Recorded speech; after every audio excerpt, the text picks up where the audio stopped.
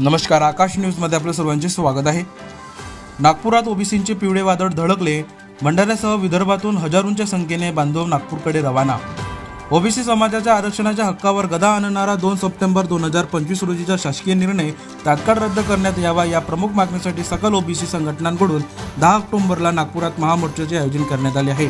हा महामोर्चा कोणत्याही राजकीय पक्षाचा नसून तो पूर्णपणे ओबीसी समाजाच्या हक्कासाठी असल्याचे आयोजकांनी स्पष्ट केले आहे।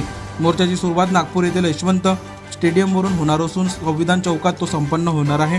सकल ओबीसी संघटनांनी निवेदनात म्हटले आहे की प्रत्येक समाजाला त्यांच्या हक्काचे आरक्षण मिळाले पाहिजे।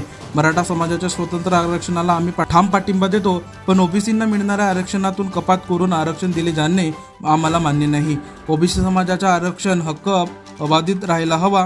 दरम्यान भंडारा जिल्ह्यासह विदर्भातील विविध तालुक्यातून हजारोच्या संख्येने ओबीसी बांधव आज सकाळपासूनच नागपूरकडे रवाना झाले आहेत। महामोर्चात मोठ्या प्रमाणावर युवक, महिला आणि समाज बांधव सहभागी होणार असल्याचे दिसून येत आहे। मोर्चाच्या निमित्ताने नागपुरात पिवळ्या वादळाची धडक बसणार असून संविधान चौक साक्षीदार राहणार आहे, असे चित्र सध्या पाहायला मिळत आहे। 2 सप्टेंबरचा काळा घ्या, ओबीसीची जनगणना, सकल ओबीसी मोर्चा, सकल ओबीसी मोर्चा, जलोर नागपूर।